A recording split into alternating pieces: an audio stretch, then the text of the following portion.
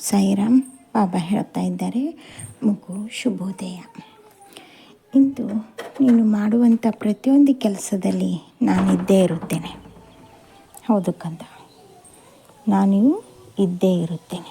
ಯಾಕೆಂದರೆ ಇವತ್ತು ನೀನು ಮಾಡುವಂಥ ಕೆಲಸ ಅಷ್ಟೇ ಅಮೋಘವಾಗಿದೆ, ಸಾಹಸಭರಿತವಾಗಿದೆ. ಜೊತೆಗೆ ಕುಟುಂಬಕ್ಕೋಸ್ಕರ ನೀನು ತುಡಿತಾ ಇರುವ ತುಡಿತವನ್ನು ನೋಡಿನೇ ನಾನು ನಿನ್ನ ಜೊತೆಗೆ ನಿಂತಿದ್ದೇನೆ. ಚಿಂತೆ ಮಾಡಬೇಡ. ಹಾಗೆಯೇ ಇಂದು ಸಂಕಷ್ಟಿ ಚತುರ್ಥಿ, ಹೌದಲ್ವಾ? ಗಣೇಶಜಿಯನ್ನು ಆರಾಧಿಸಬೇಕು, ಪೂಜೆ ಮಾಡಬೇಕು, ದೇವಸ್ಥಾನಕ್ಕೆ ಹೋಗಬೇಕಂತ ತುಂಬ ಯೋಜನೆಗಳನ್ನು ಹಾಕಿಕೊಂಡಿದ್ದೀಯ. ಚಿಂತೆ ಮಾಡಬೇಡ. ನಾನು ಹೇಳುವಂಥ ಒಂದು ಪರಿಹಾರ, ಚಿಕ್ಕ ಪರಿಹಾರ ಮಾಡಿಕೊ. ಅಂದರೆ 21 ಸಂಕಷ್ಟಿ ಎಂದು, ಒಂದು ಸಂಕಷ್ಟಿಗೆ 21 ಗರಿಕೆಯನ್ನು ಕೈಯಲ್ಲಿ ಹಿಡಿದು ದೇವಸ್ಥಾನದ ಒಳಗೆ ಗರ್ಭಗುಡಿ ಸುತ್ತಲೂ 21 ಪ್ರದಕ್ಷಿಣೆ ಹಾಕು. ನಿನ್ನ ಮನಸ್ಸಿನ ಬೇಡಿಕೆಯನ್ನು ಓಂ ಗಂ ಗಣಪತಿಯೇ ನಮಃ ಈ ಶ್ಲೋಕವನ್ನು ಹೇಳುತ್ತಾ 21 ಪ್ರದಕ್ಷಿಣೆ ಹಾಕು, ಸಾಕು.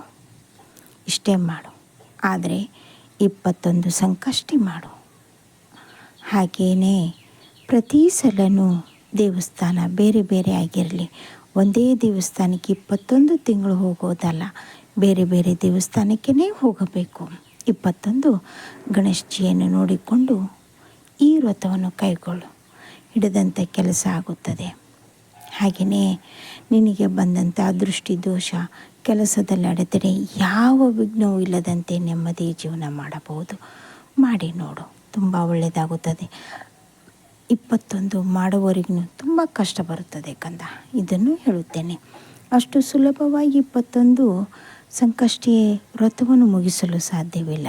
ಆದರೆ ಒಂದೇ ಮನಸ್ಸಿನಿಂದ ಮೊದಲ ಸಂಕಷ್ಟಿಯಂದೇ ನೀನು ಗಣೇಶಜಿಯಲ್ಲಿ ಹತ್ರ ಸಂಕಲ್ಪ ಮಾಡಿಕೊಂಡು ಮಾಡು. ಎಲ್ಲ ಒಳ್ಳೆಯದಾಗಿ ಅವರೇ ಕೈ ಹಿಡಿದು ನಡೆಸಿಕೊಂಡು ಹೋಗುವ ಮಟ್ಟಿಗೆ ಬಂದೇ ಬರುತ್ತದೆ.